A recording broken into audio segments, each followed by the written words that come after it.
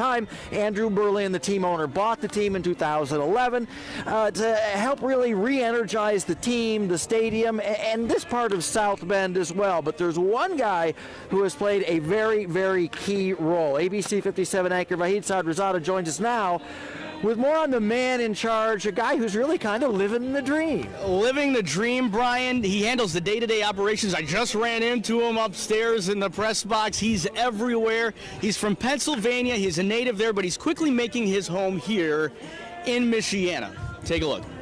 Come on. I've had the opportunity 20 years ago to write a story of what I wanted my life to look at working in sport. You know, I'm not sure I could have wrote it as good as what I have today. For South Bend Cubs president Joe Hart, his story starts and ends at home. Plenty of space that we can play baseball, but yeah, I'm not going to go Kevin Costner, I don't think, and put in the baseball field. Rather, his field of dreams is found on this field, where now a once fledgling franchise and fan base has been refueled. I mean, just a couple years ago, the team was on the verge of leaving South Bend completely.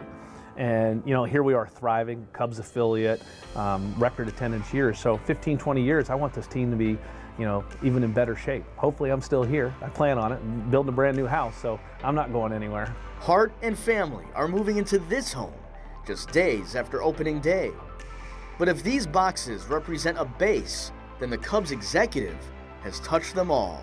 I definitely collected my frequent travel miles. Growing up just outside Pittsburgh, Hart was a three-sport athlete who knew immediately he wanted a career in sports, and that meant taking jobs no matter where they were. So I went to West Virginia University. I'm a WVU grad, got my degree in sport management. I left immediately after my college graduation, hopped in a car, and I drove to Harlingen, Texas. I was there for 16 months, and then I went to Nashville, Tennessee for a year, Fresno, California for 3, back to Nashville, Tennessee for 7, Port Charlotte, Florida for 3.5, and now South Bend. This is going to be my 7th year. And the kids have really set roots in here, which means that we've also set roots in here, Yep. and we're not going anywhere. Yeah. But once upon a time, that script may have been written differently. When I first moved here in 2012, you know, I'd leave here at 5 after 5, drive through downtown, and it was like a ghost town.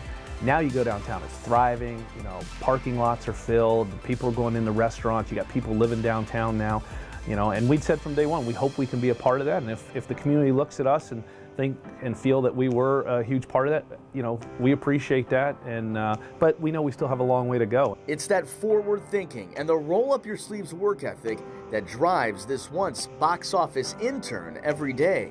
You know, we have the saying in here, you know, if you think minor league, you'll always be minor league. So we're not trying to be the best minor league team. We're trying to be the best sports franchise in general. A dream job working for a dream owner, culminating with a World Series ring baseball fans grow up dreaming of. Is there a heaven? Oh, yeah. It's the place dreams come true. It's a story that starts and ends at home. No, I think I'm here for good. Unless Tom Ricketts calls and said, hey, Joe, we're going to let Theo go and we'd like you to replace him. That would be about the only way. The place where dreams come true. You know, it is. It's like a storybook. It truly is a storybook ending for me.